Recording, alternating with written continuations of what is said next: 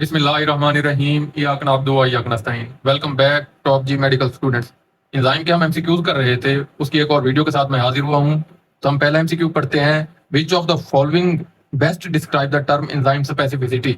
Enzyme specificity को हमने describe करना है। The ability of an enzyme to catalyse multiple reaction, ये बिल्कुल गलत है। एंजाइम स्पेसिफिक रिएक्शन को कैटालाइज करता है, मल्टीपल रिएक्शन को कैटालाइज नहीं करता। Beta, the ability of an enzyme to act on specific substrate और टाइप ऑफ रिएक्शन, ये ठीक बन सकता है। स्पेसिफिक सबस्ट्रेट एंजाइम के साथ अटैच होता है या फिर एंजाइम स्पेसिफिक रिएक्शन को कैटालाइज करता है, बीटा ठीक हो सकता है। आगे दो पढ़ते हैं। The ability of enzyme to change its structure, उसके स्ट्रक्चर की चेंज होने से जो है स्पेसिफिसिटी के ऊपर कोई स्पेसिफिक फर्क नहीं पड़ता। उसके बाद हम आ जाते हैं delta, the ability of enzyme to inhibit reaction, enzyme reaction को इनहिबिट ही नहीं करते, तो इसका जो करेक्ट ऑप्शन है वो है हमारे पास बीटा। उसके बाद हम आ जाते हैं क्वेश्चन नंबर 2 के ऊपर। Which enzyme is responsible for converting starches into sugars in the human digestive system? बहुत इंपॉर्टेंट एमसीक्यू है ये, आपके चैप्टर नंबर 12 में डाइजेस्टिव सिस्टम में भी आएगा। तो इसका कौन सा करेक्ट ऑप्शन बनता है? तो ये देखिए, जो पेप्सिन है, पेप्सिन प्रोटीन की ब्रेकडाउन को प्रोटीन की ब्रेकडाउन करा रहा होता है। हमने देखना है कि स्टार्चेस की ब्रेकडाउन कौन करा रहा है।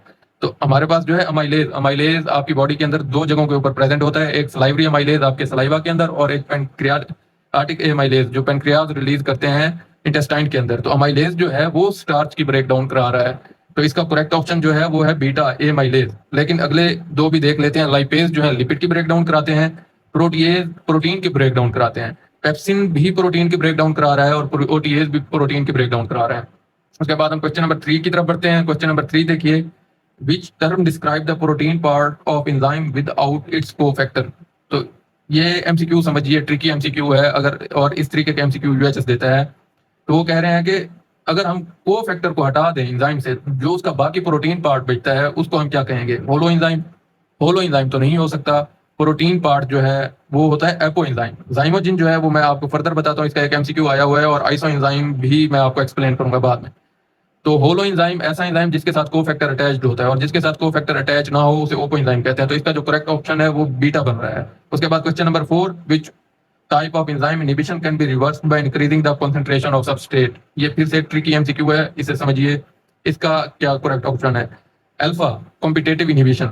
क्या हम कॉम्पिटेटिव इनहिबिशन को रिवर्स कर सकते हैं सबस्ट्रेट की कंसंट्रेशन बढ़ाने से? जी हाँ, बिल्कुल। अल्फा भी इसका बन सकता है। नॉन कॉम्पिटेटिव इनहिबिशन, जो नॉन कॉम्पिटेटिव इनहिबिटर्स हैं वो एलोस्टेरिक साइट के ऊपर जाके अटैच करते हैं और एंजाइम का स्ट्रक्चर चेंज कर देते हैं। इसलिए अगर हम सबस्ट्रेट की कंसंट्रेशन बढ़ा भी दें तो वो सबस्ट्रेट एंजाइम के साथ अटैच ही नहीं हो सकता, क्योंकि उसका स्ट्रक्चर चेंज हो चुका है। इसलिए बीटा हमारे पास बिल्कुल नहीं बन सकता।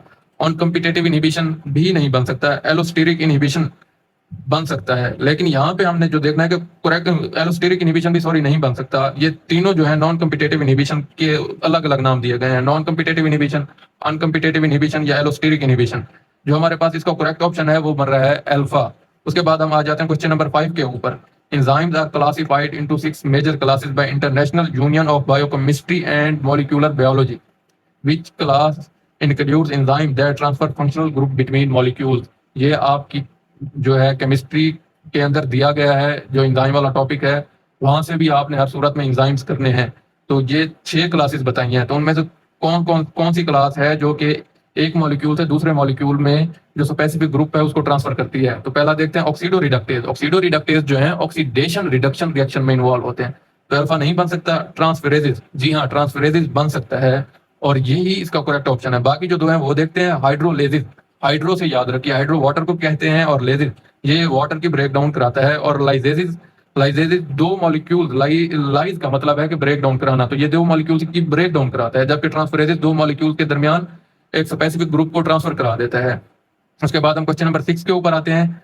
Which enzyme is crucial for synthesis of ATP in mitochondria. Hexokinase नहीं, हेक्सोकाइनेज जो है वो हमारे पास इन्वॉल्व होते हैं ग्लाइकोलाइसिस के पहले रिएक्शन के अंदर। एटीपी सिंथेज, जी हाँ, एटीपी सिंथेज ही इन्वॉल्व होता है एटीपी की सिंथेसिस में। बाकी जो है डीएनए लाइगेज, आरएनए पॉलीमरेज ये गलत हैं, और हेक्सोकाइनेज भी गलत है। तो इसका करेक्ट ऑप्शन है एटीपी सिंथेज।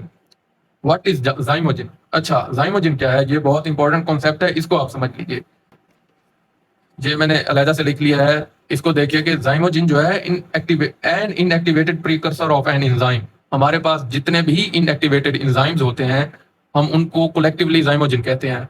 आखिर ये इनएक्टिवेटेड एंजाइम बनाने की जरूरत क्यों पड़ती है? ये जो इनएक्टिवेटेड एंजाइम है ना, वो जहां पर बन रहे होते हैं अगर वो एक्टिवेटेड फॉर्म में हो तो वहां बनने वाली साइट को ही वो डिस्ट्रॉय कर देंगे। जैसे हमारा स्टमक है, स्टमक की जो हमारी वॉल है ना, वो प्रोटीन से बनी है, और स्टमक के अंदर ही हम पेप्सिनोजिन बनाते हैं जो कि इनएक्टिवेटेड है। अगर वो एक्टिवेट हो जाए, पेप्सिन पेप्सिन का क्या काम है कि वो प्रोटीन की ब्रेक डाउन कर देता है, और अगर वो स्टमक के अंदर बन रहा है, उसकी वॉल के अंदर, और वहीं पे पेप्सिन बनता है, वो तो स्टमक की वॉल को ही डाइजेस्ट कर जाता है, तो हमारा स्टमक डिस्ट्रॉय हो जाता है। इसलिए हम जो है इनएक्टिवेटेड इंजाइम्स हमारी बॉडी के अंदर अल्लाह ताला बनाते हैं, तो फिर बाद में ये जाके एक्टिवेट हो जाते हैं स्पेसिफिक साइट के अंदर। और इसकी एग्जांपल दी गई हैं 4, ये याद रख लीजिए आप। पेप्सिनोजिन, पेप्सिनोजिन इनएक्टिवेटेड एंजाइम है जिसको हम जाइमोजिन कहते हैं, वो कन्वर्ट हो जाता है हमारे पास पेप्सिन के अंदर। दूसरा है हमारे पास ट्रिप्सिनोजिन, ट्रिप्सिनोजिन जो है ये कन्वर्ट हो जाता है ट्रिप्सिन के अंदर। फिर है हमारे पास केमोट्रिप्सिनोजिन, केमोट्रिप्सिनोजिन ट्रिप्सिन के अंदर एक्टिवेट हो जाता है, और प्रोथ्रोम्बिन थ्रोम्बिन के अंदर एक्टिवेट हो जाता है। ये 4 बहुत इंपॉर्टेंट जाइमोजिन है हमारी बॉडी के अंदर, और आपने इनको रट्टा लगाना है, ये एमसीक्यू आपका बन सकता है। ठीक हो गया, तो अब क्वेश्चन नंबर 7 को देखते हैं। What is a zymogen? An active enzyme. Zymogen active enzyme नहीं है बल्कि इनएक्टिवेटेड एंजाइम है। An inactive precursor of enzyme, जी हाँ बिल्कुल, इनएक्टिव प्रीकर्सर ऑफ एंजाइम है या इनएक्टिवेटेड एंजाइम है। को एंजाइम नहीं। टाइप ऑफ सबस्ट्रेट, ये तो सबस्ट्रेट बिल्कुल भी नहीं है, तो इसका करेक्ट ऑप्शन है बीटा। फिर उसके बाद हम आ जाते हैं क्वेश्चन नंबर 8 के ऊपर। Which factor does not typically affect enzyme activity? कौन सा फैक्टर है जो एंजाइम की एक्टिविटी को अफेक्ट नहीं करता? टेम्परेचर, जी हाँ बिल्कुल अफेक्ट करता है। पीएच भी अफेक्ट करता है। सबस्ट्रेट कॉन्सेंट्रेशन, सबस्ट्रेट कॉन्सेंट्रेशन भी एक्ट करता है। कलर ऑफ एंजाइम जो है सबस्ट्रेट एंजाइम की एक्टिविटी को अफेक्ट नहीं करता, तो इसका जो करेक्ट ऑप्शन है वो है डेल्टा। क्वेश्चन नंबर 9 के ऊपर आते हैं। 9 में कहते हैं what term describe the process by which enzyme active site become permanently altered typically by high temperature or extreme pH so that it is no longer functional। अब इसका क्या करेक्ट ऑप्शन है? तो इसका करेक्ट ऑप्शन है alpha, denaturation. Denaturation में क्या होता है कि एंजाइम का स्ट्रक्चर चेंज हो जाता है, जिसकी वजह से वो अपना काम ही नहीं कर सकता। स्ट्रक्चर क्यों चेंज होता है? 2 चीजों की वजह से, या तो एक्सट्रीम चेंज इन पीएच हो, या फिर बहुत ही हाई टेम्परेचर हो जाए। Slide change in pH enzyme की जो आयोनाइजेशन है उसको चेंज करता है, उसके स्ट्रक्चर को अफेक्ट नहीं करता, तो इसका करेक्ट ऑप्शन जो है डीनेचरेशन है। बाकी आप देख लीजिए, which enzyme break down the lactose into glucose and galactose, ये भी आपके चैप्टर नंबर 12 में आपने पढ़ना है, लेकिन ये एंजाइम के साथ भी मिलते हैं।